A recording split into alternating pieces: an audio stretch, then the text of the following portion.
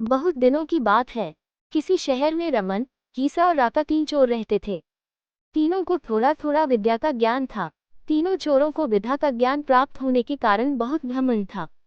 विद्या द्वारा तीनों चोर शहर में बड़े बड़े लोहे की तिजोरियों को तोड़ देते थे और बैंकों को लूट लिया करते थे।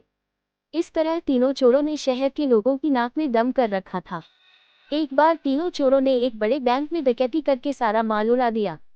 तब पुलिस को खबर हुई तो तीनों चोरों को पकड़ने के लिए तलाश करने लगी, मगर तीनों चोर पास ही के एक घने जंगल में भाग गए। तीनों चोरों ने देखा कि जंगल में बहुत सी हड्डियां बिखरी पड़ी हैं। रमन ने अनुमान लगाकर कहा, ये तो किसी शेर की हड्डियां हैं। मैं चाहूँ तो सभी हड्डियों को अपनी विद्या के ज्ञान द्वारा जोड़ सकता हूँ। गीसा को भी विद्या का घमंड था, सो वह बोला, अगर ये शेर की हड्डियां हैं तो मैं इनको अपनी विद्या द्वारा शेर की खाल तैयार कर उसमें डाल सकता हूँ। रमन और घीसा की बात सुनकर राका का भी घमंड उमड़ पड़ा और उसने कहा, तुम दोनों इतना काम कर सकते हो तो मैं भी अपनी विद्या द्वारा इसमें प्राण डाल सकता हूँ। तीनों चोर अपनी विद्या का प्रयोग करने लगे।